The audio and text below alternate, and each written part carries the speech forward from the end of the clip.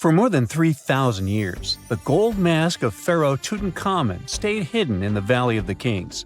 This artifact, which stands about 21 inches tall, shows how skilled and artistic the ancient Egyptians were. But nobody expected that X-rays would reveal its biggest secret. King Tut was the last ruler of his family during the 18th dynasty. He took the throne at just 9 years old, but ruled for only 10 years before he passed away unexpectedly. If we're being honest, back in ancient Egypt, he was mostly forgotten by the rulers who came after him. His tomb wasn't a big deal for them, so much so that even the grave robbers forgot about him. It might sound a bit sad, but the truth is that it was actually great news for us. Since his tomb was practically forgotten, it ended up being perfectly preserved. While the other tombs in the Valley of the Kings were looted, his remained sealed and untouched. So, when it was discovered back in 1922, it had over 5,000 precious objects inside. That made Tutankhamun basically an instant celebrity and one of the best-known pharaohs nowadays. Among the treasures was the most stunning piece, his golden mask. This mask is said to be an exact image of the king's face, or at least it was supposed to be, but we'll get to that later. The purpose of this accurate representation of his face was to make sure that his soul would recognize him in the afterlife and return to his mummified body. In ancient Egyptian beliefs, this would allow him to continue living in the afterlife. The details of the mask clearly looked incredibly difficult to create, but people didn't realize how complex it truly was until many years later. The first X-rays of the mask were taken in 1967. Back then, the main reason for these scans was practical – conservation. The mask was heading to Paris for an exhibition, and it was the first time it had ever left Paris. This would help them keep track of any changes during the exhibit. Plus, the images could give clues about how the mask was made, but back then, they probably didn't fully realize just how complex its construction was. I mean, Egyptian goldsmiths didn't use modern soldering techniques. So, how did they make this mask? New X-rays taken in 2007 gave us some answers. It turned out the Egyptians didn't use pure gold, which is 24 carats. The mask was actually made of 23-karat gold, meaning it was mixed with another material. So, specialists discovered that the gold sheets contained a small amount of copper, a reddish-brown metal. This was likely done to make the material more flexible and easier to shape. They would then shape the gold sheets by heating and hammering them over and over again. But there was one more secret inside the mask that wasn't discovered until 2015. The year before, the staff at Cairo's Egyptian Museum were working on the mask display when the long beard of the mask accidentally got knocked off. Another theory is that the beard had become loose over time and just fell off. Either way, the fact that King Tut's beard came off caused a lot of stress. After all, we're talking about one of Cairo's biggest tourist attractions, so the experts had to fix the problem quickly. The restoration process started with a detailed recording of the mask's condition. To do this, they had to take a full three-dimensional scan of the artifact. And, by accident, they found something very interesting in the mask. Inside the royal beard, there is a gold tube, an intriguing structure that the Egyptians likely used to attach the beard to the rest of the mask. And that proved, once again, that the process of making this mask was even more complex than experts thought. But the mysteries don't stop there. Remember how we mentioned that the mask was thought to perfectly represent King Tutankhamun's face? Well, that might not be entirely true.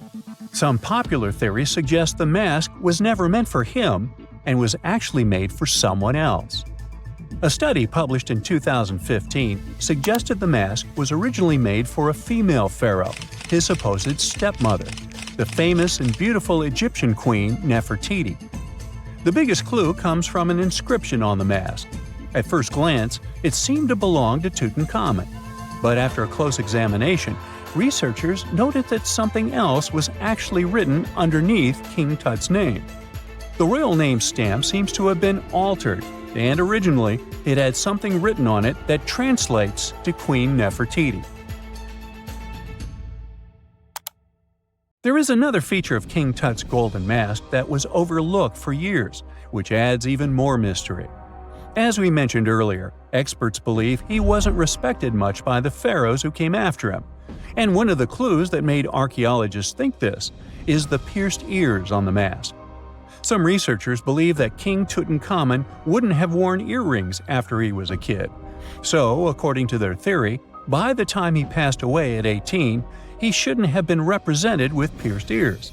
This could also support the idea that the mask originally belonged to Nefertiti, or maybe to someone who wasn't even connected to King Tut. But the mask isn't the only source of mystery. In fact, his whole tomb is full of puzzles. Recently, historians found a sign that the place where King Tut was supposed to be buried was changed at the last minute. For years, experts wonder why a pharaoh who ruled for 9 years ended up in such a simple tomb. When compared to the grandeur of other pharaohs' tombs, his tomb seemed, well, a bit plain. The idea that a king like Tutankhamun would have such an unremarkable resting place just doesn't match up with the power and importance he must have had in ancient Egypt. So, what happened? Well, apparently, this might have something to do with his successor, Pharaoh I.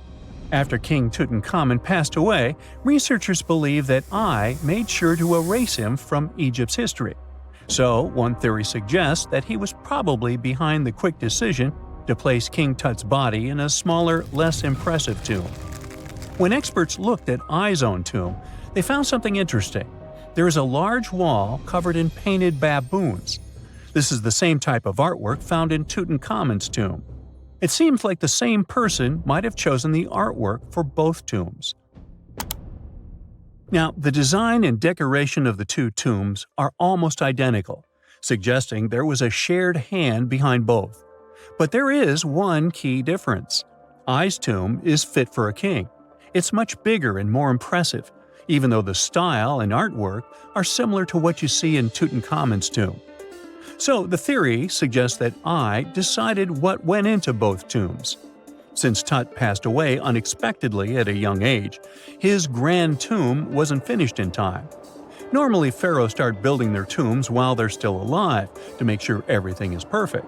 But Tut passed away when he was just 18, so there wasn't enough time. I may have taken advantage of the situation, ordering a smaller tomb for Tut and keeping a larger one for himself. Experts believe this theory explains why Tutankhamun's tomb is so simple and how I managed to wipe his memory from history so easily.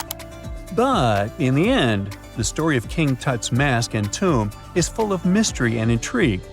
Each new discovery sheds more light on what really happened all those years ago. But one thing is for sure, the secrets of ancient Egypt still have much to reveal, and King Tutankhamun will continue to fascinate people for years to come.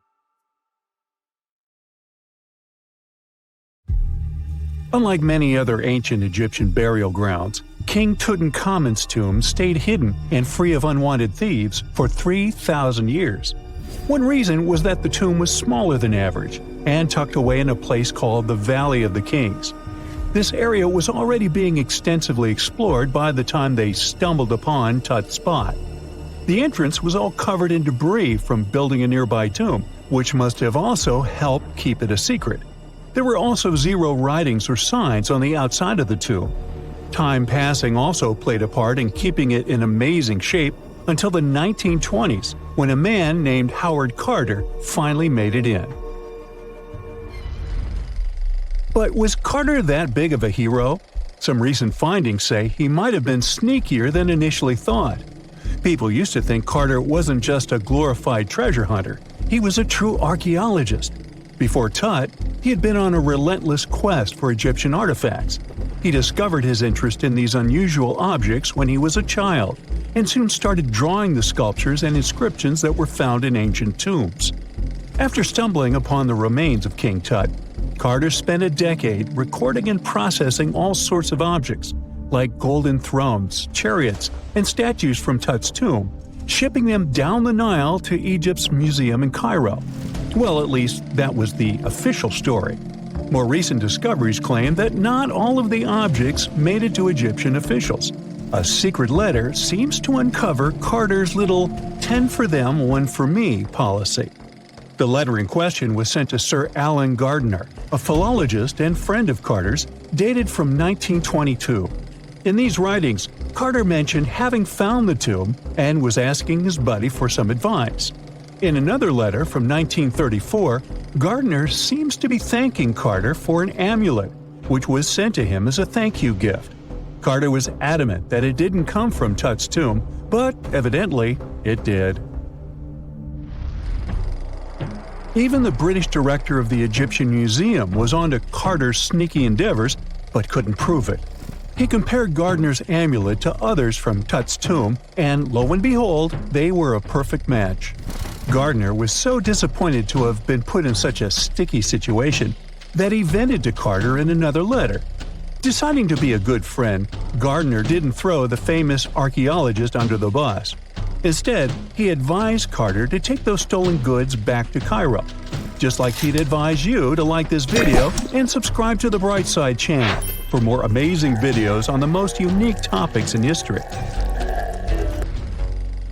It's not the only shady piece of information on Carter's post-discovery behavior. In 1947, a man named Alfred Lucas, who used to work with a controversial archaeologist, gave some information in an obscure journal in Cairo. He claimed that Carter sneakily cracked open the burial chamber door himself. Then he sealed it back up like nothing had happened before the official uncovering. Now, why would he do that? Well, the same theory suggests that Carter and his crew might have entered the tomb early so they could get their hands on some ancient goodies. Obviously, these people couldn't risk having such objects sold while they were still alive, but made sure they were auctioned off after they passed. Carter, though, never confessed to anything. He made no official denial either, but the Egyptian government couldn't risk any more mysterious disappearances, so they prohibited him from entering the tomb for a while. Some have connected this apparent stealing to the curse of King Tut. If you've never heard of it, know that it became quite the scary tale soon after King Tutankhamun's resting place was uncovered. It claimed that anyone messing with the tomb of the boy pharaoh would face some serious bad luck. It's not all dramatic like a mummy going on an aggressive spree, but word got out that the people involved in disturbing King Tut's lair met some mysterious, untimely ends. The main untimely passing related to this supposed curse is that of George Herbert, the 5th Earl of Carnarvon. He was this British aristocrat who helped fund the search for the tomb. He passed away just a year after the tomb was opened. Now, people love to call it mysterious, but it turns out that Herbert was already in pretty bad shape health-wise when he got to Cairo, and he ended up getting taken down by a regular disease. Now, let's talk numbers. There were a lot of people linked to this tomb opening – security guards, archaeologists, and supporting staff. And sure, a few of them did pass not long after the tomb started receiving visitors. As much as we'd like this curse to be true for the sake of, good storytelling, statistically, if you have a bunch of people connected to opening a tomb, you'd expect some passings just by random chance. The average lifespan for those supposedly targeted by the ancient curse was more than 20 years after the spell was supposed to kick in. Herbert's daughter even lived until the 1980s, that's half a century later. And Howard Carter himself lived until 1935, a solid 16 years after the big reveal. Some have suggested that the whole curse was nothing more than a careful PR strategy. You see, when Tut's tomb was found, Howard Carter wanted to make a priority out of keeping nosy reporters away. So he might have come up with a curse hanging over anyone entering the boy king's resting place. But what was stolen from King Tut's tomb anyway? Well, some jewelry to begin with. It might have been snatched by Howard Carter himself, according to a French specialist. He did some intensive research by looking at old pictures taken from inside the tomb back in the 1920s. He compared those images to various objects from museums and auction houses. He soon started to piece together the whereabouts of some of Tut's jewelry. First up, there's this collar that used to be on Tut's chest. It was all broken into pieces, and some parts went via Carter to the Nelson Atkins Museum in Missouri. Meanwhile, other bits ended up on a necklace owned by some unnamed people who tried to sell it in 2015 but failed. Even the Nelson Atkins Museum agrees, as they've confirmed the information on their website. Then there's a headdress piece. Some beads from it that once belonged to Tut apparently got stolen by Carter too. They were also strung into a necklace and are now being held at the St. Louis Art Museum. Another fancy collar made out of glazed ceramic magic spent some time at the Met, far away in New York. Thankfully, it was sent back to Egypt a bit over a decade ago. This seems to have been, as you'd expect by now, also stolen by Carter. Missing artifacts aside, King Tut still gave a ton of amazing objects that helped us learn more about this incredible ancient culture. Starting with the famous burial mask. It's this massive 21-inch gold art piece with semi-precious stones and glass paste. It weighs 22 pounds and showcases the boy pharaoh with a long beard and a headdress with a cobra and vulture. On the back, there's this spell from an important ancient Egyptian spiritual book that's supposed to make sure it works just as well in the afterlife. Tut was also apparently a board game enthusiast. They found 4 board games in his tomb, some made of ivory. Archaeologists also found a pair of gold sandals, though you'd imagine they were more for show than for comfort. In fact, the pharaoh probably never wore them in his lifetime. Now, speaking of fashion items, it turns out Tut was quite the fancy ruler. They even found a mannequin in his tomb that was used to pick out, adjust, and store his outfits and jewelry. The boy king seemed to have also enjoyed some music, based on the 2 trumpets historians found in his tomb. Though they were played back in 1935 in a BBC broadcast, the instruments are today considered too fragile to be maneuvered. So looky here, scientists discovered ancient artifacts near King Tut's tomb. Turns out, his VIP final resting place looks more like a public graveyard, with about a dozen wooden coffins that's been there for around 3,600 years. Okay, I might have exaggerated a tad. The 11 tombs weren't exactly right next to King Tut, but they were close, near the same city of Luxor. New findings in Egyptian tombs can help us piece together what life was like in ancient Egypt. And guess what? Ancient Egyptians seem to have been remarkably like us, modern humans. Say, the women have always loved jewelry, and archaeologists retrieved a beautifully made necklace with 30 amethyst beads and 2 agate beads, plus a hippo head amulet. Bet it was all the rage back then. Researchers also discovered 2 copper mirrors. One had a handle shaped like a lotus, and the other was decorated with Hathor, the ancient Egyptian deity of the sky, women, fertility, and love. These recent excavations near Tutankhamun's burial site led to another jaw-dropping revelation. For the first time in thousands of years, fragments of Queen Hatshepsut's Valley Temple were uncovered. This fearless woman was thought to be the second female pharaoh, who ruled with both courage and wisdom, leaving a legacy as solid as the stones themselves. Her temple, hidden for ages, opens a window into a time filled with power, intrigue, and spiritual devotion. Archaeologists found over 1,000 beautifully decorated stone blocks on the outskirts of Hatshepsut's funerary temple. There were very few women who managed to take the throne in ancient Egypt. Another tomb was found nearby, and it belonged to the overseer of Queen Teti Sheri's palace, whose name was Jehuti-Mez. Queen Hatshepsut seems to have even more tombs, aces up her sleeve. These tombs were carved into the rock instead of being built as pyramids, showing a unique ancient perspective on how to protect the soul in the afterlife. Experts managed to retrieve some cool ancient pieces from the site. Toys made of clay, mummy masks, winged scarabs, and some amulets. Sadly, there surely used to be way more artifacts, but over the last centuries, there have been people other than archaeologists to stumble upon this site. It's likely that looters got to these tombs before them and may have taken some valuable items. But they did leave behind some cool stuff for the researchers, like pottery used for offerings of bread and meat, along with archers' bows that connect the tomb's owners to the Egyptian military. Meanwhile, soul protection is way more important than you might think, especially if you're roaming around Luxor looking for ancient secrets. You aren't scared of King Tut's curse, are you? Let me tell you what happened to those who weren't scared, but promise me to take it with a dash of salt, okay? For years, Egyptologists, especially those who believed in paranormal activity, were convinced that there was an unsettling curse surrounding Tutankhamun's archaeological discoveries. This belief stemmed from the mysterious and untimely demise of several excavators who discovered the tomb in 1922 with no logical explanation for why they passed away. It was just easier to chalk it up to something supernatural and avoid the whole mess. But it turns out it wasn't a curse at all. It was likely the radiation that caused those excavators to perish. Now, you might wonder where the radiation came from. After all, while radioactivity was discovered in the 19th century, ancient Egyptians, despite their impressive pyramids, didn't have any radium lying around to make Tut's tomb glow like crazy. So, what could be the real story? It might have been toxic waste behind it all.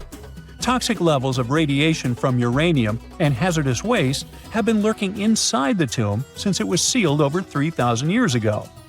The burial chamber of Tutankhamun's tomb reportedly has such high radiation levels that anyone who steps inside could easily end up with a fatal dose of radiation sickness or an incurable condition.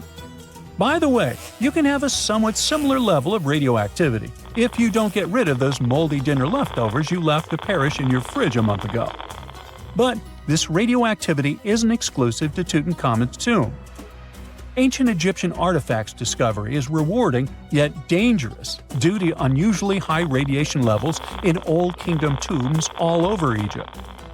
Geiger counters have detected radiation at 2 sites near the Giza pyramids, and radon, a radioactive gas, has been found in several underground tombs in Saqqara. Interestingly, experts believe that the builders of these ancient tombs were aware of the toxins, as some eerie warnings were carved into the walls of many tombs. One inscription ominously declared, "They that break this tomb shall meet their end by a malady that no doctor can diagnose." Other ominous phrases like "forbidden," "due to evil spirits," only added to the fear that supernatural curses haunted these ancient sites. Ominous signs have stunned archaeologists since forever, but the fear grew even stronger a century ago with the mysterious passing of Lord Carnarvon, who funded King Tut's excavation in 1922 and reportedly explored the treasure-filled rooms, along with several others who entered the tomb. Arthur Weigall, another British Egyptologist who was present at the tomb's opening and is credited with starting the curse myth, passed away young when he was just in his 50s in 1934. Chances are the condition that made him pass was connected to radiation. In total, 6 out of the 26 people who were there when the tomb was opened met their end within a decade from various causes. Not only X-ray exposure, those reasons include asphyxia, stroke, heart failure, pneumonia, and even poisoning. Well, isn't this getting a little grim? There was one guy who opened the tomb and somehow managed to avoid the infamous curse, Howard Carter, or so it seemed. Some folks pointed to his survival as proof that the curse wasn't real. After digging up the tomb, Carter published several books on the topic and shifted gears from archaeology to dealing in antiquities for various museums. Despite dodging demise or injury, rumors swirled about how the curse may have impacted him in other ways. One of the big stories linked him to Lord Carnarvon's daughter, Evelyn. Some said he was madly in love with her, but she married someone else, so he chose to stay single. Others claimed they had an affair while she was in Egypt, which ended when her father passed away and she left the country for good. However, there wasn't much evidence to support these stories. Evelyn was just 6 when they met, and they remained friends until his last breath. She was even one of the few attendees at his funeral, but denied any romantic involvement, saying they weren't that close. A year after the revolutionary discovery near King Tut's tomb, Evelyn married politician Sir Brograve Beauchamp and had a daughter. That same year, Beauchamp toured the tomb with his parents, guided by Carter himself. Carter never married and, aside from those posthumous rumors about Evelyn, had no other romantic connections. While the curse adds an intriguing twist to his life story, his tendency to keep relationships at arm's length was evident long before the tomb was opened. It seemed Carter just wasn't a people person. In 1939, after battling a serious illness, he ultimately succumbed to fate. He was 64, which was a pretty common life expectancy in the UK back then, so no one really thought it was off and linked it to an ancient curse. When he passed, it turned out he had several artifacts from Tutankhamun's tomb in his London apartment, which were eventually sent back to Egypt, marking what some viewed as the curse's end. Who knows? Maybe if he hadn't had all those ancient souvenirs at his place, he would have lived way longer. But all the other demises might seem off. The curse theory was likely fueled by some strange events during the excavation. Carnarvon got a mosquito bite that became severely infected, and around the time they opened the tomb, Cairo experienced a bizarre power outage in a freak sandstorm. Back in England, the Earl's dog, Susie, managed to escape from Carnarvon's house and began barking frantically at seemingly nothing. At least that's what the staff and family saw. Strangely enough, at the very moment her owner's heart stopped, Susie started howling and fell down without showing any signs of life. Maybe radiation didn't play a crucial role after all, and those were indeed ancient artifacts from King Tut's tomb that made them all perish. Spooky, huh? When you hear the word mummy, you might get a chill down your spine. That's because most of us associate this word with those creepy characters we've seen in some scary movies. But in reality, mummies have helped us understand a lot about ancient civilizations, their rulers, and about how people used to deal with losing their loved ones. The people most famous worldwide for their mummies are the ancient Egyptians. They believed that some sort of existence after passing away was possible, if certain conditions were met. That's why they insisted on preserving the human body through the process of mummification and placing the mummy in a furnished tomb, kind of like giving it a fully functioning apartment of its own. Why did they believe in this? Well, because they were deeply connected to their natural environment for the most part. They saw the natural cycles around them, like how the sun rose every day, followed by the moon, or how new life was always sprouting from plants, even after they had wilted away. They also believed that the powerful spirit Osiris, who represented the cycle of passing away and resurrection, played a role in this process. To prepare for the afterlife, the ancient Egyptians followed certain rituals, like mummification, which involved using materials like honey, resins, and incense to preserve the body. There's no other mummy more popular than that of King Tut. He was a young pharaoh who ruled over 3,000 years ago in Egypt. The problem with discovering ancient royal tombs is that most of such burial sites were previously robbed. People knew ancient rulers had been left with many valuable belongings, so those locations became vulnerable to thieves. When King Tut's tomb was opened in 1922, people were excited because it had not been robbed, like many other previously discovered royal tombs. That's how well hidden it was. Inside, his mummy was encapsulated in a total of 3 coffins, including one made of gold. The objects found in his tomb showed us what ancient Egypt was like, and studying his mummy also helped us learn about the culture and practices popular at the time when he passed away. We also learned about his family by looking at his DNA. Scientists were able to discover that he had had a disease called malaria and a problem with his foot that might have made it hard for him to walk.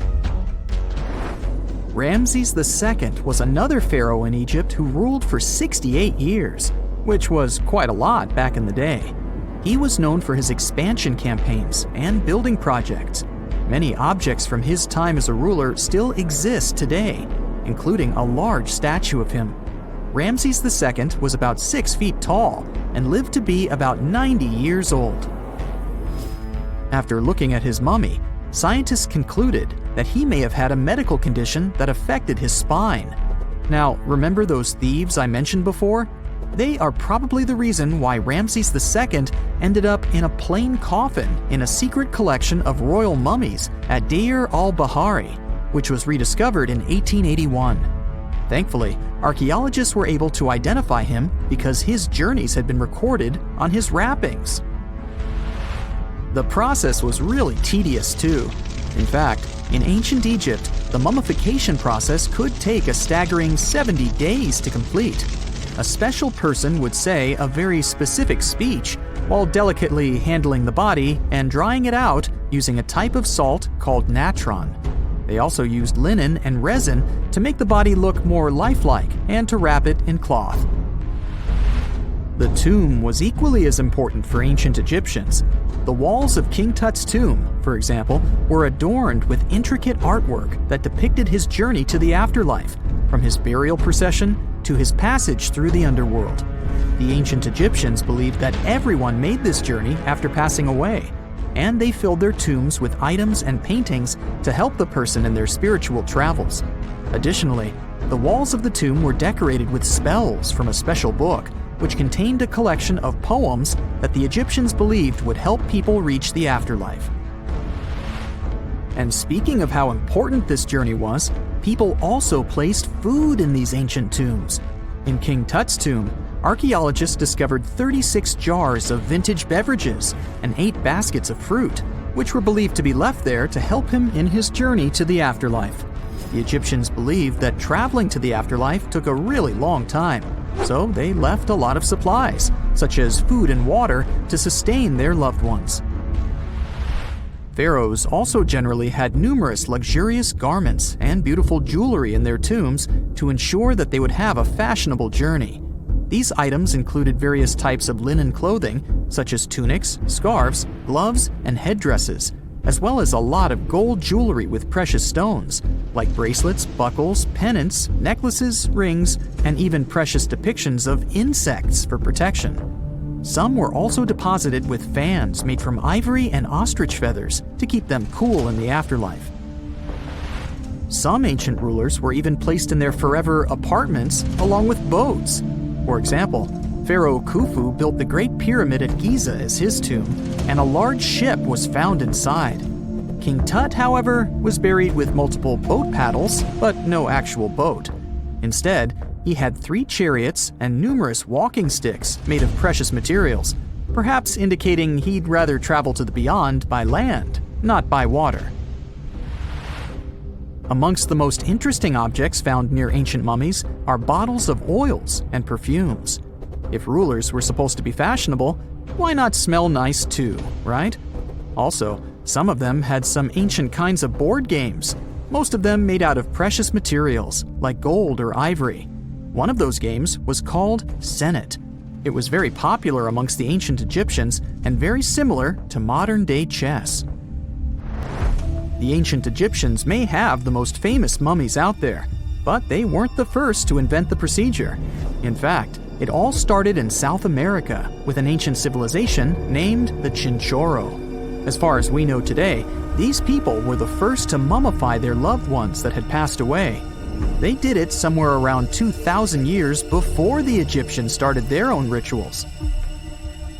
Sure, we can tell a lot about ancient rulers by studying these mummies, but until recently, we had no idea what they really looked like during their lifetime.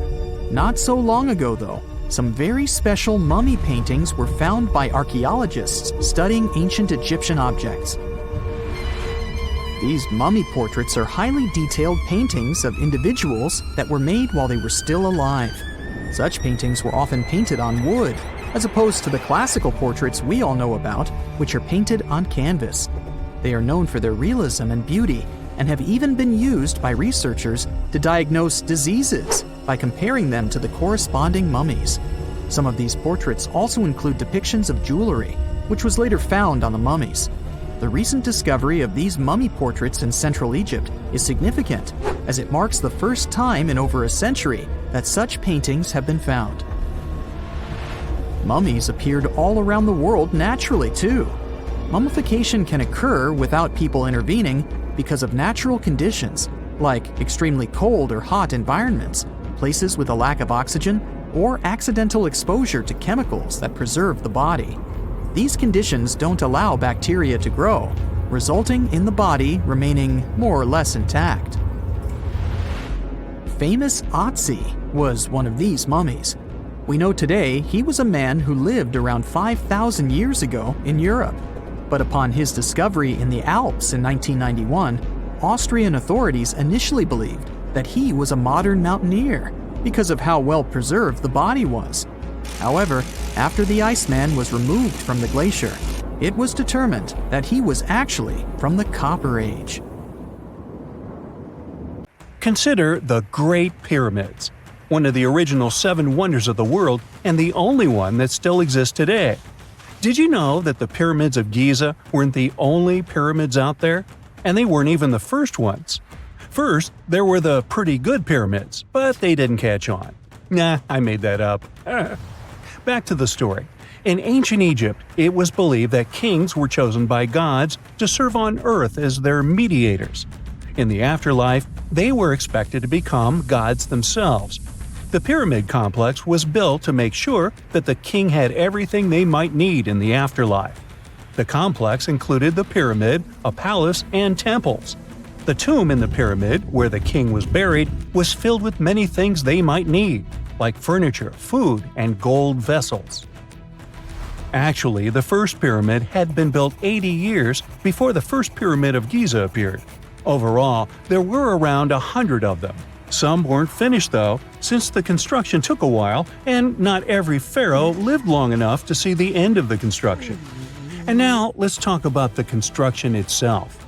The biggest of the pyramids of Giza is as tall as a 40-story building. So how on earth did they manage to build a structure that massive 5,000 years ago, long before machines and other equipment appeared? Well, let's figure it out. So Pharaoh Khufu ascended the throne around 2575 BCE, and his architects started the construction of the oldest and biggest of the pyramids of Giza. He figured that over 2 million limestone blocks had to be used to build the pyramid, each weighing around 2.5 tons, around the weight of a rhino. The architect wanted to finish the construction in 20 years. To make it possible, a stone had to be carried and pushed into place every 4 minutes, 24 hours a day, 7 days a week, and 365 days a year, except leap year. So obviously, a lot of workers were needed to make it happen.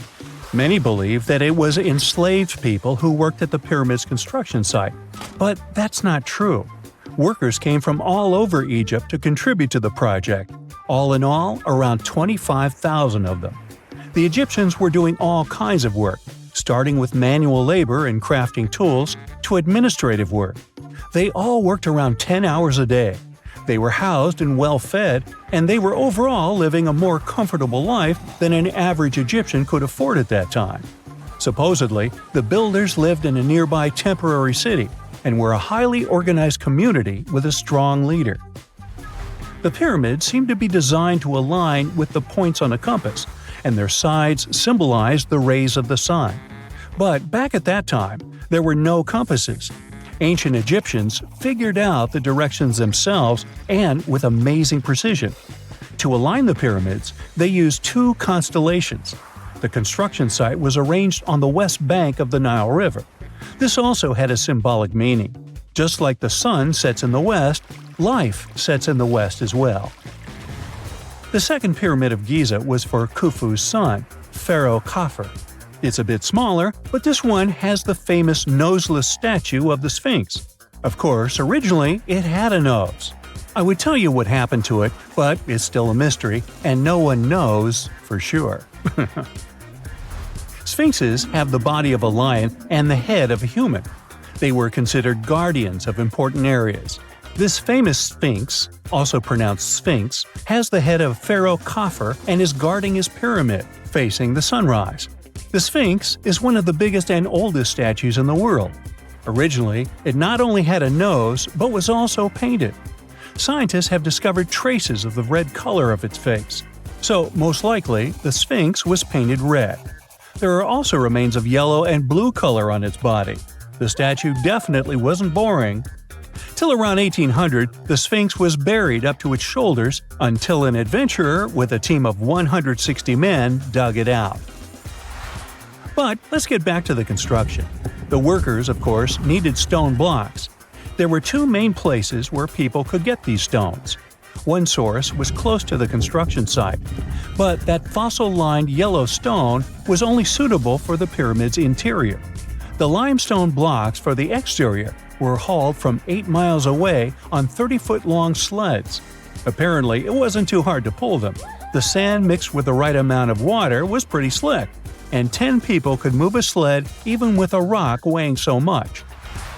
Surprisingly, cutting off a block of limestone wasn't the biggest problem. When in the ground, it was soft and could be split relatively easy. But after getting exposed to the air, limestone hardens. So the most difficult part was to shape the blocks. That step was crucial because the smallest inaccuracies could lead to the whole pyramid collapsing. So, okay, those limestones were mined, carried on a sled, shaped, and then what? How could they be put into place? Well, this is still a mystery. Archaeologists have discovered the remains of a ramp system that dates back around the time the pyramids were being built.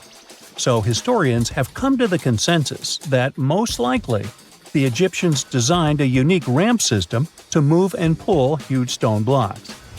The most common opinion is that there were several ramps around the pyramid. There probably was a central ramp with 2 staircases on each side of it built over the pyramid stones. The ramp was growing as the pyramid was getting higher.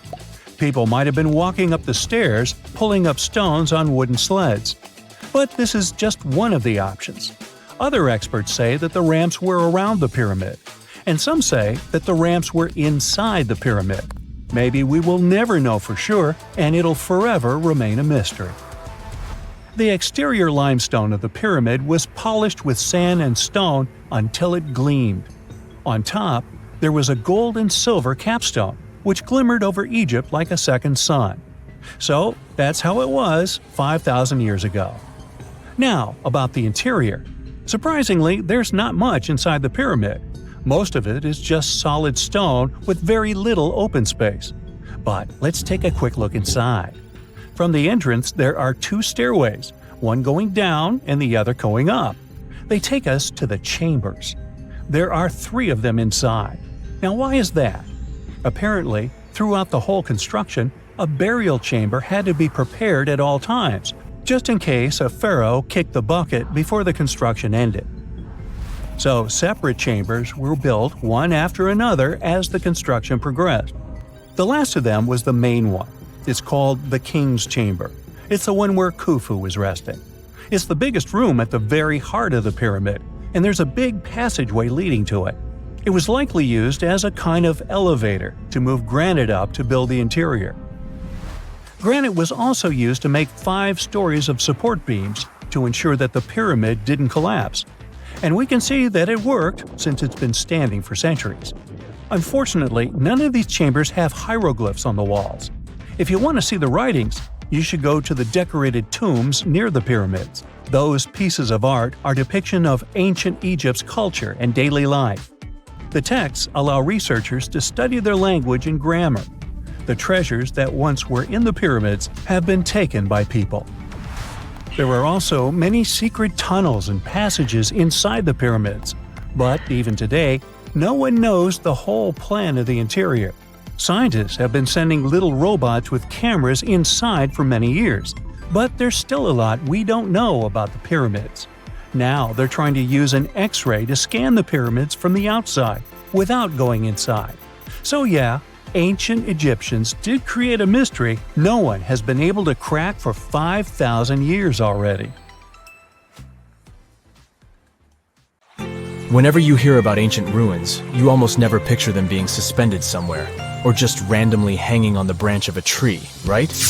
In fact, for most of the ancient artifacts we have exposed in museums all over the world, archaeologists did quite an impressive amount of digging. You see, buildings have this funny way of fading away over time if not properly taken care of. Sometimes we need to reuse some building materials, so an older construction may be sacrificed in the process. Other times houses are abandoned, and once they are exposed to the elements on the surface, like rain or sunlight, they don't really stand a chance. Some just simply crumble away due to good old erosion.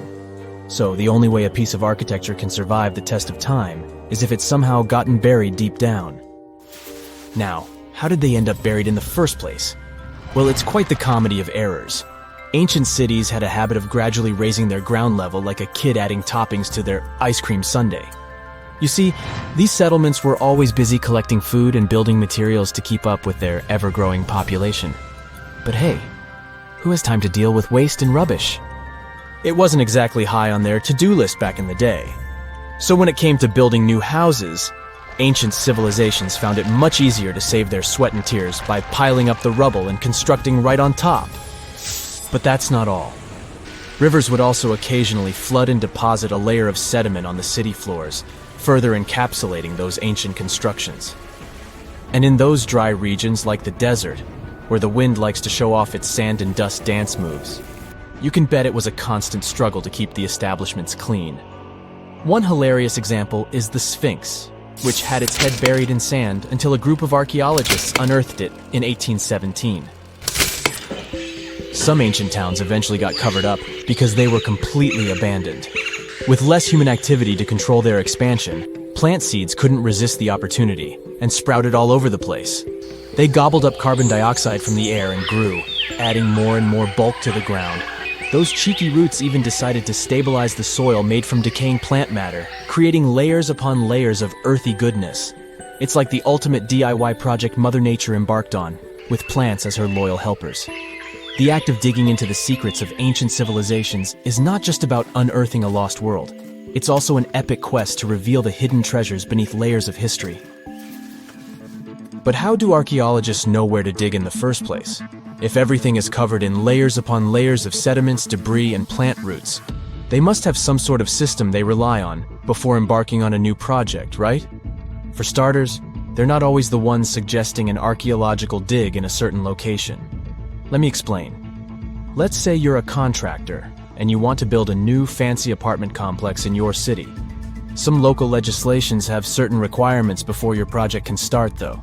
For instance, before anyone starts building on a piece of land, they might need to bring in specialists to check the soil. These clever folks can be archaeologists, geologists, or paleontologists, and they need to keep an eye on things during development. If any artifacts or ecofacts, fancy word for organic remnants, are discovered, these experts swoop in to excavate and study them. But what about sites that have nothing to do with bulldozers and yellow hats? Archaeologists have more than one trick up their sleeves when it comes to locating ancient hotspots. They dive deep into historic records with a healthy dose of detective work. By sniffing out old documents and maps, they can piece together the puzzle of human activity in a specific area. If a site has been visited before, it's even better. Finding records of past excavations or historical accounts can give archaeologists lots of information on where to continue their treasure hunt. Before archaeologists start swinging their shovels, they engage in a bit of a visual scan mission.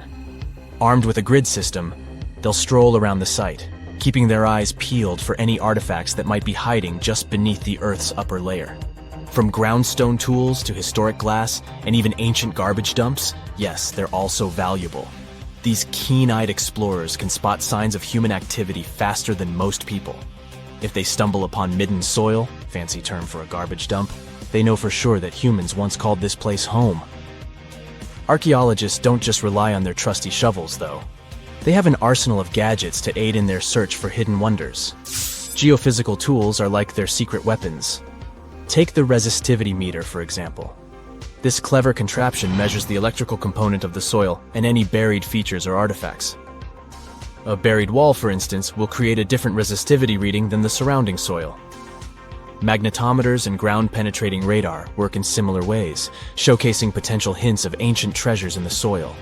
And who could forget our trusty old friend, the GPS? It helps archaeologists map out precise locations, like a high-tech treasure map, leading them straight to their pot of gold. Care to virtually visit some of the most important archaeological sites in the world? Well, follow me.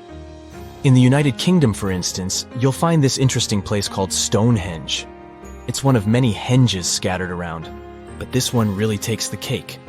Picture this: massive ancient stones standing tall and proud, arranged in a funky outer ring and an inner horseshoe, with some smaller stones thrown in for good measure. And guess what? These amazing stones have been around for over 5,000 years. Talk about a serious case of rock-solid longevity. Now, here's where it gets interesting. According to local folklore, the legendary wizard Merlin whipped out his magic wand and poof! He teleported these massive stones all the way from Ireland. Apparently, some giants had assembled them there, but Merlin decided they would look much better at their new location. Others think it's just the ruined remains of an old Roman spiritual edifice.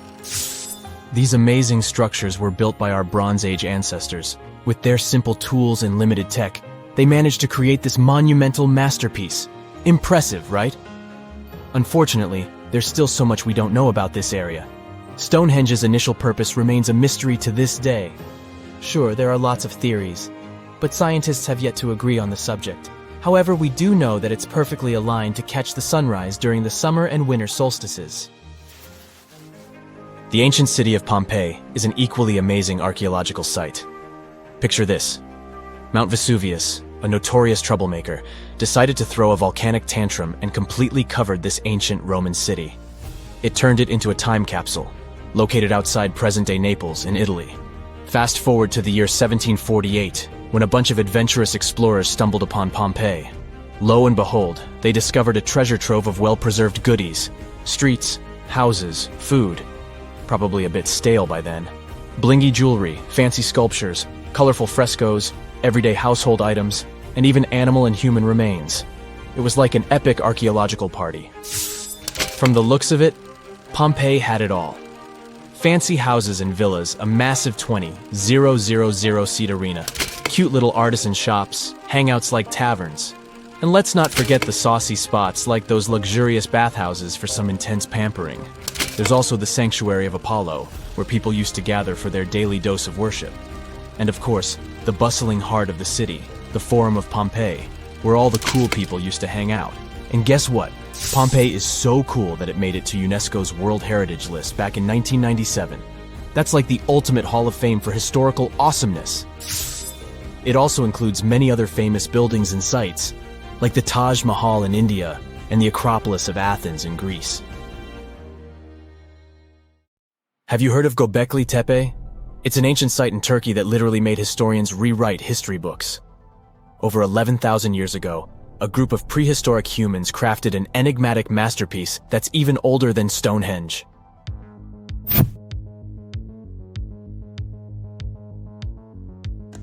Before its discovery, archaeologists believed that people didn't know about iron and weren't good at making pottery. They were sure that settled life only emerged with the need for agriculture. But Gobekli changed this belief.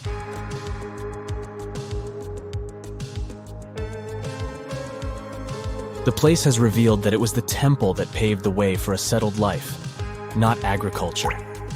Until this discovery, researchers believed that farming was the catalyst for sedentary living. Meet Professor Schmidt, the guy whose findings changed this theory. He managed to prove that hunter-gatherer communities laid the very foundations of this way of life.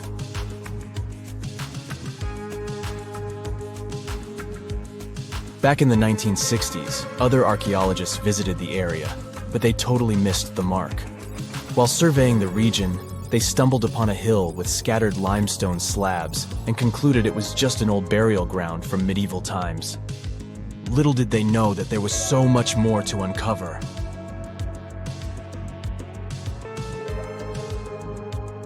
In 1994, Schmidt embarked on his own survey of prehistoric sites in the area. Surprise! He instantly realized he had discovered something truly extraordinary. Unlike the nearby flat and barren plateaus, Gobekli had a gently rounded top, rising 50 feet above the surrounding landscape. Funny enough, the translation of this place's name is Potbelly Hill. Schmidt was sure only humans could have made something like this.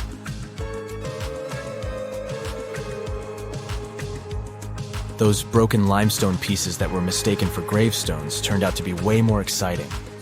It was like stumbling upon a hidden treasure. The pieces took on a whole new meaning, and Schmidt with his team was about to dive into the secrets waiting beneath the surface. To their surprise, they found no traces of a settlement. No hearths for cooking, no houses, and none of those adorable clay figurines commonly found in nearby sites of similar age. However, they uncovered that those ancient people used tools like stone hammers. So, Schmidt and his team put their heads together and took a wild guess at the age of Gobekli-Tepe's stone structures. Their estimation got backed up by some limited carbon dating done right at the site. The ancient vibes of this place were finally starting to make sense. It was like a puzzle slowly coming together.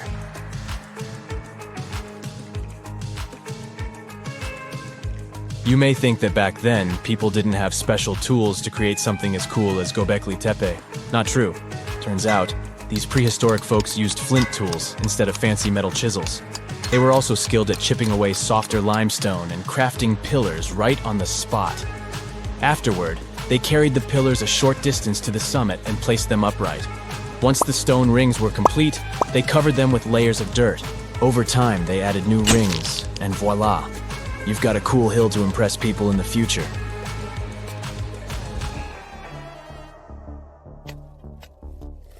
During their first year of excavation, the team went through 15,000 pieces of animal bones from wild creatures.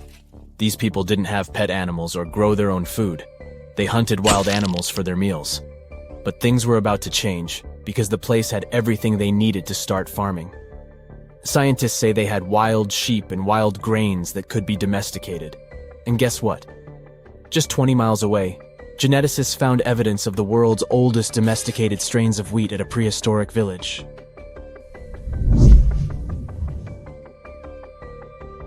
These amazing findings have completely changed how we view civilization. In the past, experts believed that people needed to learn how to farm and settle in one place before they could build temples and develop complex societies. But guess what? Schmidt's research flips that idea on its head. He claims that the incredible effort put into constructing these astonishing structures actually set the stage for the development of advanced societies. It means that societal and cultural changes happened before agriculture. Schmidt has this fascinating hypothesis about Gobekli-Tepe. He thinks it could have been a special burial site where people left their loved ones. And here's the twist. The burial site was adorned with fancy statues and symbols representing deities from the spiritual realm. The idea that Gobekli-Tepe could have served as a sacred place adds another layer of complexity to the whole story. While the site's true purpose may remain elusive, Schmidt's insights invite us to consider the profound interplay between life and the afterlife, and the deep reverence ancient hunter-gatherer societies may have had for their departed ancestors. Now let's talk about the stars of the show, the mesmerizing T-shaped columns that dominate Gobekli-Tepe. These mysterious structures range from 10 to 20 feet tall and most likely represent stylized human figures. But one figure stands out from the rest, the three-dimensional lion relief. This depiction really fires up our imagination. Why? Because it hints at the possibility that lions roamed Anatolia during the Neolithic period.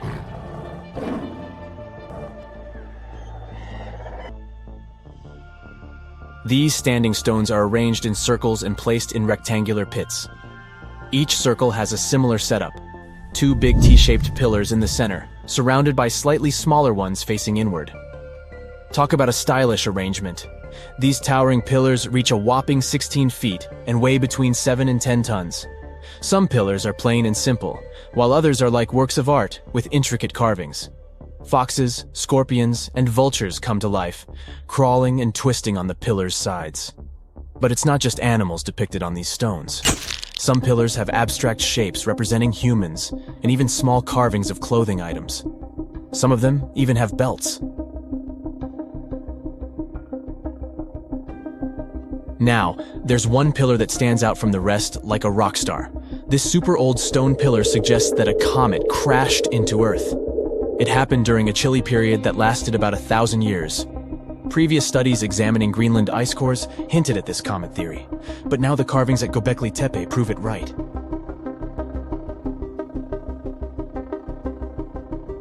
The carvings on the pillars are like a historical comic strip. They even show a headless human figure.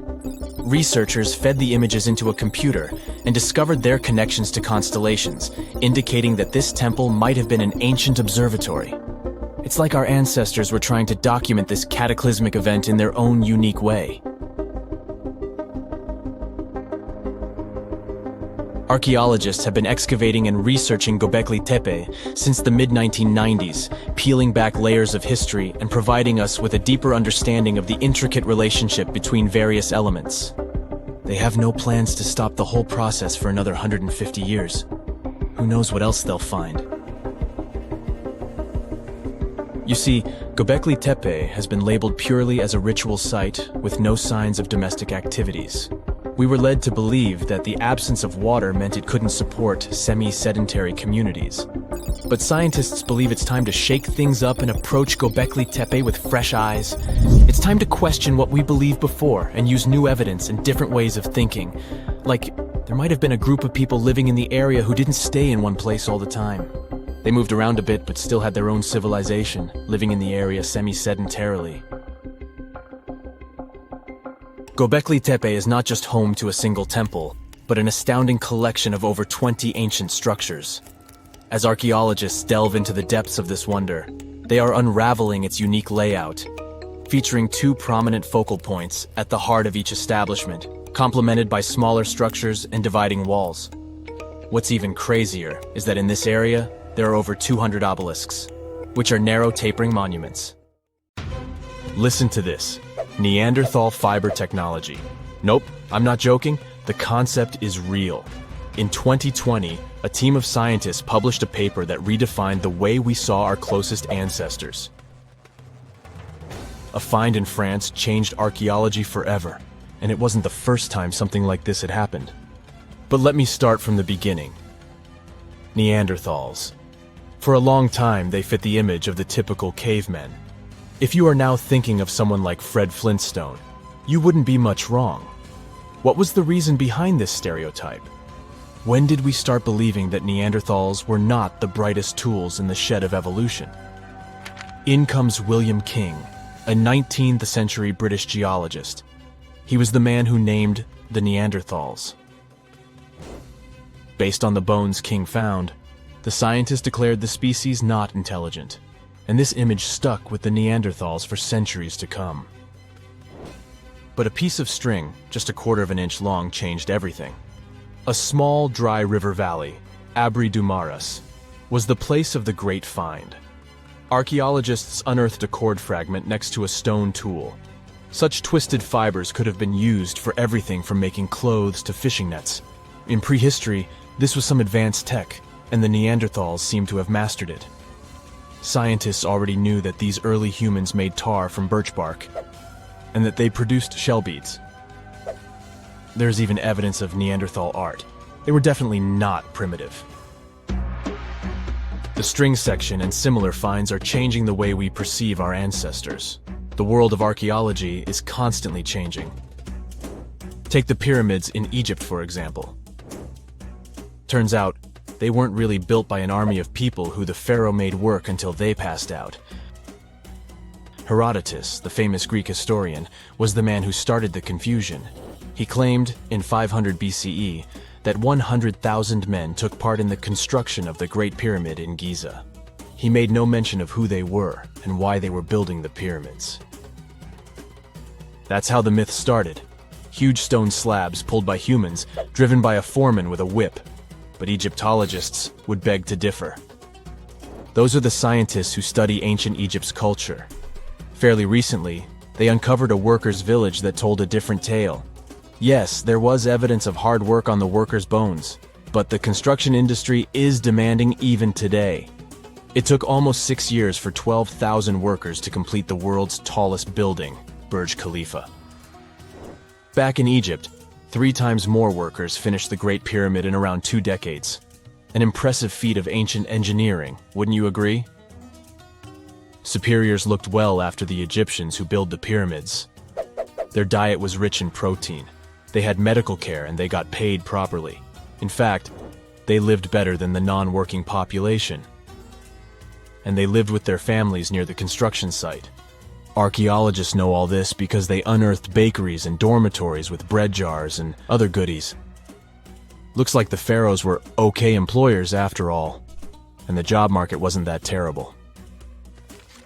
They also kept detailed papyrus records of the build and hieroglyphs.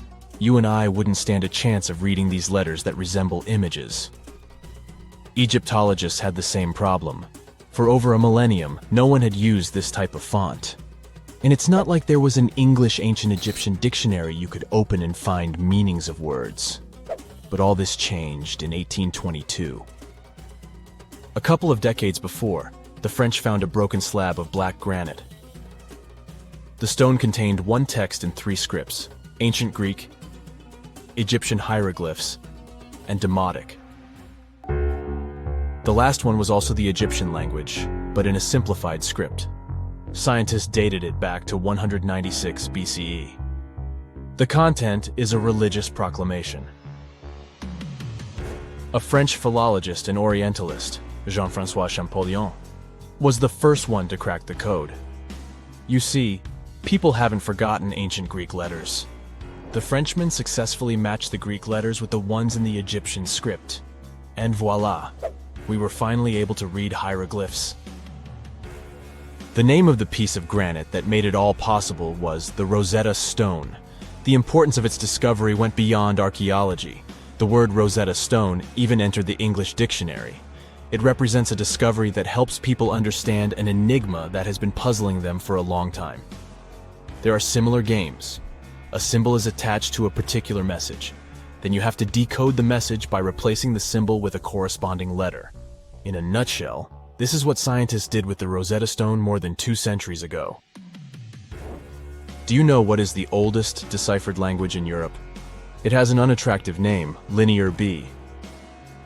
The script belongs to the Mycenaean Greek language. It predates the ancient Greek alphabet by several centuries. You can easily guess which script it is descended from. Linear A. The people from Crete used Linear B more than 1,000 years ago. During the Late Bronze Age, the Greek civilization that used the script vanished. There was no one who could read Linear B, and more importantly, no one knew it existed in the first place. This was about to change during the first years of the 20th century. A British archaeologist by the name of Sir Arthur Evans excavated a vast palace complex at Knossos, Crete, Greece. This was the center of the Minoan culture that created the enigmatic script. The palace boasted some 1,300 rooms. They had colorful paintings of dolphins, griffins, and bulls. All of these captivated the archaeologists' imagination. But their biggest find was at first overlooked: thousands of slabs of baked clay. The fire that brought down the palace helped preserve the tablets. It was impossible to read the slabs, though. They were written in an unknown language. The scientific community had to wait for another half a century before Michael Ventris cracked the code. He was an English architect and cryptographer. Ventris studied Greek and Latin. While attending the famous archaeologist's lecture, the young man decided to solve the puzzle of Linear B once and for all. He managed to do so in 1952. One of Ventris's most amazing discoveries was that the script was an archaic form of Greek. But cryptology still hasn't solved the code of Linear A. This writing system will remain a mystery until a motivated young person like Michael Ventris comes along. They wouldn't have to be a professional archaeologist. Basil Brown certainly wasn't. Yet in 1939 he discovered the richest early medieval tomb in Europe. This happened in Sutton Hoo in the southeast of England. This wasn't an ordinary tomb made out of stone. It was a full-size ship, 3 times as long as a London double-decker bus. And that's not all. Apart from its main purpose, the ship was full of riches. Deluxe hanging bowls, feasting vessels, gold and dress accessories, and luxurious textiles were just some of the treasures found. Archaeologists were also amazed by the silverware from distant Byzantium. You probably know this city as Istanbul, Turkey. Even in our age, it's several days' drive from Sutton Hoo. Just imagine how much time and money it cost to import a silver plate in the 7th century. That's when the ship went down, according to archaeologists. The English couldn't have done it.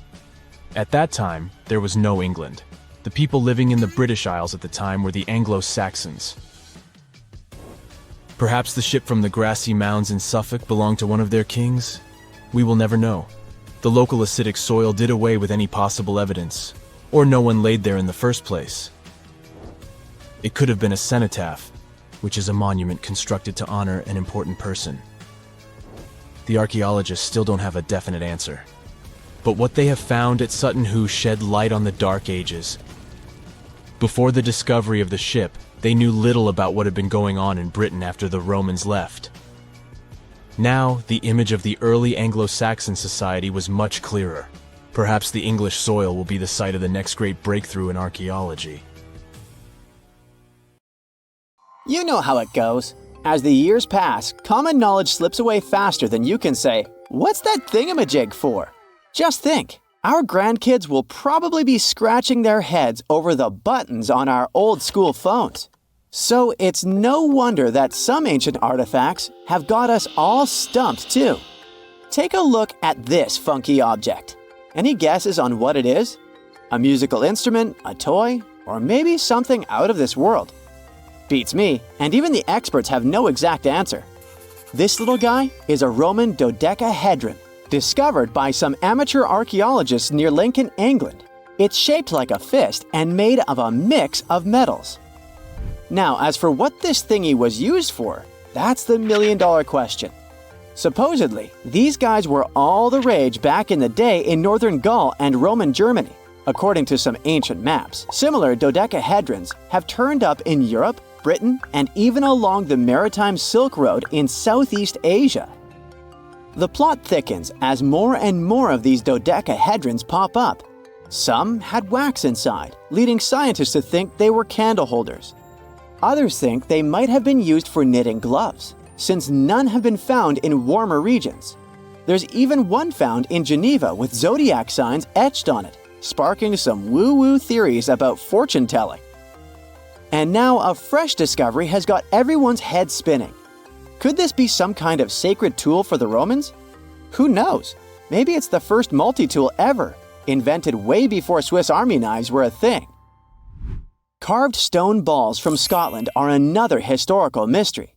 They most likely date back to the late Neolithic period and come in various types, from sandstone to granite. They're all roughly the same size and have intricate, evenly spaced patterns of circular bosses or knobs. Most of these designs have 6 bosses, but the number can range from 3 to 160. Some of these balls are more skillfully crafted than others, and a few even have extra decorations. There are over 400 carved stone balls and mostly found in Scotland, although some have turned up in northern England and Ireland. These stone balls rarely show signs of damage or use, and there are no clues that would give away their function. Most experts think they weren't practical tools, but had some symbolic or social importance, probably a sign of power or prestige within their communities. The Fulton drums are the 3 stone cylinders from Neolithic Britain, discovered in the late 19th century in a burial mound in East Yorkshire. Nothing similar has been found anywhere else in the British Isles from any prehistoric period. Each drum is decorated with unique designs covering the sides and domed tops. The decorations are mostly geometric, arranged in panels with stylized human faces peeking out from 2 of the drums. Recent studies of the artifacts using new technologies show that the designs had been carved and recarved over time. A team of experts also analyzed the composition of the drums, and it turns out that they were made from local chalk. In the late Bronze Age in Europe, long before coins became common, finely crafted metal objects served as portable wealth and symbols of high status. Across Europe, archaeologists have found all sorts of artifacts, from gold adornments worn by elites to large bronze cauldrons used in feasts. Beautifully decorated gold rings discovered in Wales are among these items. They're known as lock rings and may have been used to hold hair. Now they're flattened after spending nearly 3,000 years underground. They used to have cone-shaped openings at each end. They were found at different times, but were likely worn as a pair and buried together in a single hoard. Other Roman artifacts made of the copper alloy were first catalogued as lunate pendants. But during a recent re-examination, experts found that these items were actually small mortar and pestle sets, known as cosmetic grinders. They were used to grind minerals for makeup and were specifically designed for applying liner and shadows to the eyes. They were mistaken for pendants because of suspension loops that allowed them to be carried on a cord. These cosmetic sets from the 1st century of the current era were unique to Britain. They prove the influence of imported cosmetics and beauty trends from the Mediterranean and Roman provinces, including Egypt. The Salzburg cube, also known as the wolf's egg iron, was discovered in the late 19th century in Austria. It doesn't really look like a cube, but is more like a rounded object with 2 flat sides. Down the middle, it has a groove, and the surface is covered with pits and craters. Workers accidentally found this artifact when they blew apart a piece of coal. The coal seam it came from is thought to be over 60 million years old. The Salzburg cube moved between museums, mysteriously vanished in the early 20th century, and then showed up again.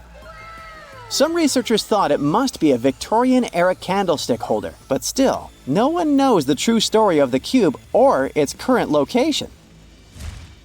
Archaeologists have unearthed an incredible historical find in Pakistan, an ancient sphinx estimated to be around 12,500 years old. The region where it was found was once a busy center of the ancient Indus Valley civilization. It had advanced urban planning, intricate art, and sophisticated drainage systems. The discovery of the ancient Sphinx is a good example of their progressive art. We all know of the Great Sphinx of Giza, but what was the significance of the Sphinx in the Indus Valley culture?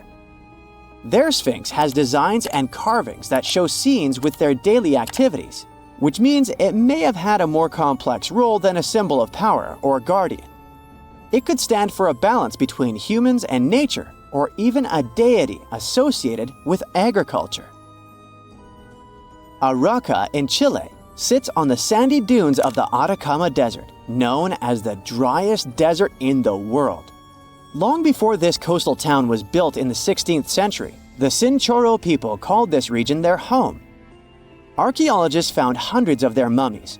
Radiocarbon dating showed that these mummies are over 7,000 years old, which makes them 2,000 years older than the famous Egyptian mummies. The Chinchorro used special techniques to preserve the mummies, not just relying on the dry climate for that. And unlike the Egyptians, they didn't just do it for the elite members of their society, but for everyone, no matter what age or status they had. The local people living in Arauca now are so used to finding mummies in their backyards that they don't feel weird about living among them. In the winter of 1850, a powerful storm with extra high tides hit the west coast of Orkney, Scotland. The wind and waves ripped away the surf, covering a mound, and revealed stone-built structures beneath. A local antiquarian decided to dig up the village that he thought was from the Iron Age. He managed to unearth the remains of 4 houses and many artifacts from 2 villages. The villages had been buried under sand, so everything was really well preserved. Carbon dating wasn't a thing back then yet, so it was tricky to tell the exact age of the villages. Almost a century later, with new tech, researchers were finally able to tell that the place was actually from Neolithic times. You can still see stone dressers and box beds in the prehistoric houses. Archaeologists and historians working on the famous Terracotta Army think that it might have been inspired by or modeled on ancient Greek sculptures. It would mean there was a cultural contact between East and West much earlier than we thought, long before the Silk Road trade route. There was probably Western influence in China during the era of its first emperor, who took the throne in 246 before the current era. Before that time, China didn't have a tradition of building life-sized sculptures. Earlier terracotta soldiers were much smaller, less than 10 inches tall. Greek artists might have even been present to train Chinese sculptors. I bet you've never heard of the legendary oasis of Zerzura. This ancient city is said to be hidden somewhere deep in the Sahara Desert, and its discovery could mean unimaginable riches and untold secrets. According to an anonymous 15th century Arabic guide, the key to unlocking the city lies in the beak of a bird carved on the city gate. Zerzura might not be as popular as Machu Picchu or the pyramids, but that just makes it more mysterious. Legend has it that Zerzura is built around this big oasis somewhere in the desert west of the Nile. Apparently, it's made out of white stone and has all these luxurious houses and gold decorations. The story goes that a scribe wrote down the account of a traveler who stumbled upon Zerzura while looking for his lost camel. At one point in his journey, the man got caught up in a sandstorm, where he got separated from the rest of his group. The traveler kept wandering in the desert for days, and then, out of nowhere, two men showed up and guided him to the city of Zerzura. The traveler described this city as an oasis filled with little birds and made out of pure white stonework. The city is also said to be guarded by giants. In 1835, an English Egyptologist named John Gardner Wilkinson mentioned the city in one of his books. He spoke to a man from Egypt who found the city by accident after days of wandering through the desert.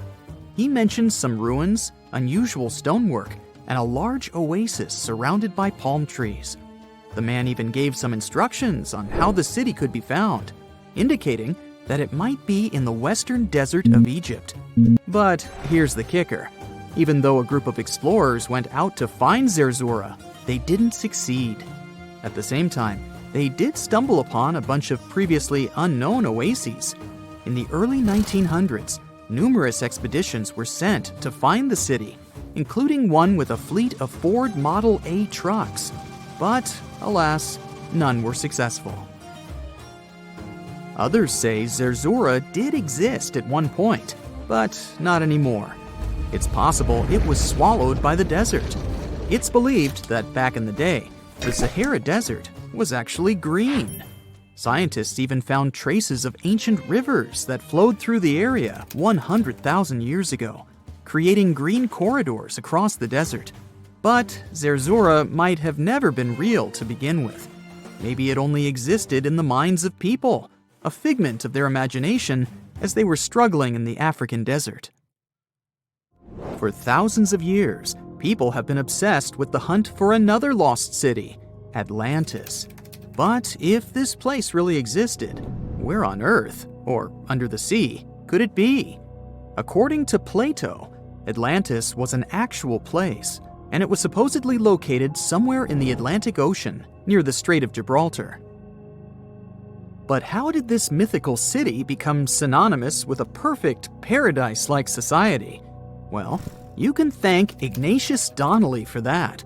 The American writer published a book in 1882 where he outlined 13 hypotheses about the existence of Atlantis. Donnelly truly believed that this lost city was where ancient humans lived in peace and joy for centuries. Donnelly even thought that Atlantis was the original source of many ancient civilizations around the world. And if we just followed Plato's clues, we could totally find Atlantis. Sounds like a treasure hunt, right? What inspired Donnelly to go on this quest in the first place, you might ask? Apparently, an amateur archaeologist discovered the city of Troy, using Homer's The Iliad as a guide. Well, if Troy was real, then why not Atlantis? Back in the day, some people believed that America was the legendary Atlantis. Columbus really stirred up some excitement when he brought back news about the New World to Europe. But the real hunt for Atlantis didn't really start until the 20th and 21st centuries. Some people tried to connect the dots between a volcanic eruption on the island of Santorini and the destruction of Minoan settlements. But in 2018, a team of investigators claimed they had nailed it, announcing they had discovered concrete proof that Atlantis had existed. What was their evidence, you ask? A series of mysterious circles in a national park in Spain. But the circles turned out to be nothing more than experimental ponds for studying zooplankton. Let's face it, there's no real evidence that Plato's lost city of Atlantis actually existed. But it doesn't make searching for it any less exciting, does it? The Fountain of Youth isn't a lost city per se. But it is another mythical location that many have claimed to have stumbled upon over the years. Long ago, people were obsessed with the idea of living forever, or at least extending their lives as much as possible. Each culture had its own wild story, like the Greeks talking about a magic fountain that let people live longer, or Alexander the Great finding a river of paradise that could heal the wounded. Japanese legends spoke of hot springs that could make you young again, while the Caribbean locals talked about the restorative powers of the water in one of their own mystical lands. Explorers searched far and wide for these magical waters, but nothing. Probably the most famous of all was the story of the Spanish explorer Juan Ponce de Leon, who thought he'd found it in Florida. Now, Ponce de Leon was quite a character. He sailed with Columbus and became an important figure in the area now known as the Dominican Republic. He found gold in Puerto Rico and even became the island's administrator. But when the ruler of Spain decided to replace him in his duties, he got upset and decided to explore Florida, looking for gold and the elusive Fountain of Youth. He explored the Bahamas, but sadly, he didn't find any gold or magic water. He did, however, make his way to Florida. He explored the coast and even discovered the Gulf Stream. Unfortunately, his last expedition didn't go well, and he was wounded. But the legend of him searching for the Fountain of Youth lived on. Even though historians don't think he was really looking for the Fountain of Youth, thousands of people visit the Fountain of Youth Archaeological Park every year to try the sulfur-smelling water. It's the oldest attraction in Florida, which has been around since the 17th century. Some say the water has unusual properties, but I'll leave that up to you to decide after you visit this place. Norse mythology has its own mysterious land called Thule. It's said to be somewhere between Scandinavia and Iceland, where the sun barely shines and the cold bites hard. The folks there survive on a diet of millet, herbs, fruits, and roots, washed down with a grain and honey brew. As for its exact location, scholars can't seem to agree on it to this day. The legendary ancient Greek explorer Pytheas was said to be the first to stumble upon Thule during his quest for tin mines. He sailed his way up north, passing by Scotland, and after 6 long days of sailing, he reached Thule. The people there, according to Pytheas, were quite primitive, but that's no surprise since they were just simple farmers living off the land. They showed Pytheas where the sun set on the shortest day of the year. They also told him that in winter, the sun never rose at all, and in summer, there was no night. For many years, historians have been debating the true identity of this mythical land of Thule. Some say it's Iceland, while others claim it's Norway. A little bit of progress has been made recently with the help of a team of researchers. If their findings are correct, Thule might be the elusive island of Smola. That's farther south than any of the Norwegian islands that were on the list of contenders. It may be too soon to celebrate, but it does look like Thule has finally been found. What is a boat doing in the middle of a desert? You would expect to find a seagoing vessel closer to shore. This is the question archaeologists had been asking for decades. In 1988, there was a storm near one of the most important archaeological sites in ancient Egypt. A wooden structure emerged from the sand. It was hollowed out by termites. Scientists were determined to solve its mystery. In 2000, they began excavating the site near Abydos, Ubidos. An American team of experts soon discovered a boat that was 70 feet long, and it wasn't alone. In total, there were 14 boats neatly resting next to each other. It was impossible to completely dig out the boats because of their poor condition. Luckily, the wood was preserved enough to get a sample. Analyses revealed that the boats were around 5,000 years old, the oldest fleet in human history to this date. The time of their construction predates the pyramids at Giza by half a millennium. Each ship of the fleet rested in a vault that matched its dimensions. The room was roughly a third of the size of a tennis court. It had mud brick walls that featured more than 120 drawings of boats. Ancient Egyptians incised them on whitewashed walls that were excellently preserved. Scientists have known about these mysterious chambers for well over a century. 1901, 1902. A British archaeologist, Arthur Weigel, stumbled upon a strange structure west of the River Nile. His team caught a glimpse of the interior walls. Sadly, a section of the roof collapsed, so they had to call off further exploration. Researchers abandoned the site, but its location remained on the maps. The boat's position first led scientists to think that they rested on a bank of the mighty Nile. But there was a problem with this theory. Today, the river flows almost 7 miles west of Abydos. Further studies of the surrounding terrain showed the Nile didn't change its course throughout history. Also, if the boats floated near a dock, they would be in unstable positions. The 14 vessels at Abydos were perfectly parallel to each other. There was only one conclusion possible. Someone had deliberately placed them like that. They must have gone through a lot of effort. Each boat had enough room for up to 30 rowers. These vessels could really float. They weren't models, but scholars still don't know if they actually sailed any body of water in ancient Egypt. This doesn't diminish the importance of the find. Previously, archaeologists found only small-scale models. In King Tut's tomb alone, there were 35 boat models. For a long time, these figurines were the only clues as to how ancient Egyptian vessels looked like. The boat's design confirms that they were the real deal. They are the earliest surviving examples of something called built boats. Ancient people constructed primitive vessels by hollowing out large tree trunks. The alternative was reed that was tied together to form a raft. The boats at Abydos had planks tied together. This was a major breakthrough in shipbuilding. During their lifetime, the boats must have seemed impressive. Timber was a valuable commodity at the time. There was no wood in the desert. Cedar had to be imported from Lebanon. The only person who could afford such luxury was the pharaoh. Studying the area around the ancient fleet provided more answers. Scientists discovered a mud brick structure where Egyptians worshipped the pharaoh. Its approximate date of construction matches that of the wooden boats. The same bricks out of which this building was made were used to encase the fleet. At the time of their construction, the rooms they were stored in had a ceiling. That's the section that archaeologists stumbled upon in the early 20th century. Just like mummies and coffins, these marvelous ships rested inside splendid vaults. The exterior of these rooms was also impressive. The outer walls originally had a plaster of white limestone. It reflected sunlight. In the desert sun, the structure housing the boats must have shone from miles away.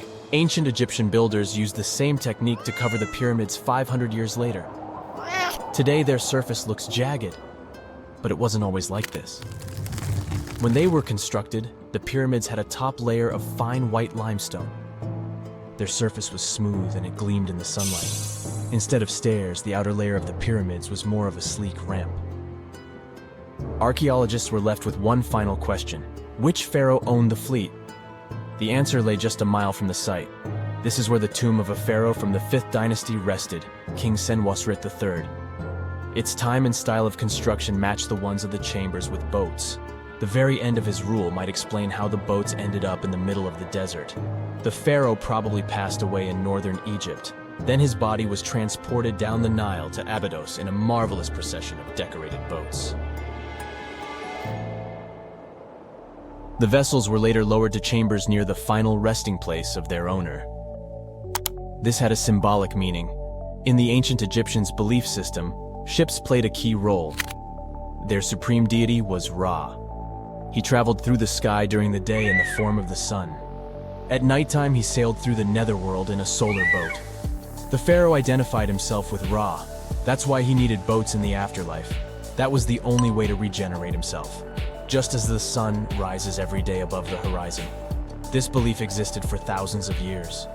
The more famous Pharaoh Khufu also had a ship.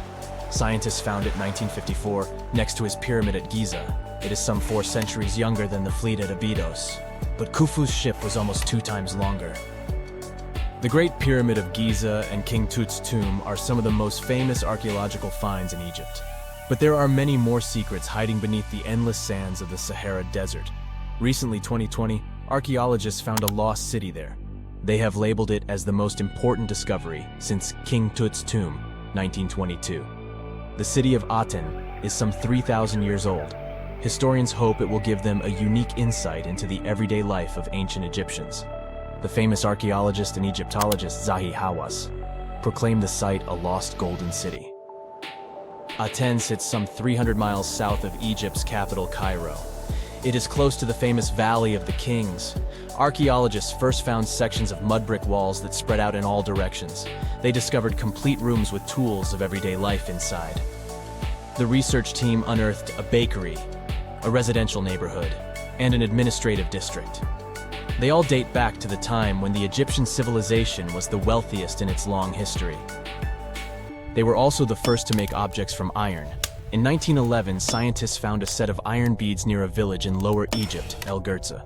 These are the earliest known iron artifacts. The discovery is literally out of this world. Ancient people made them by beating into shape a piece of a meteorite. The 9 beads were once part of an ornate necklace.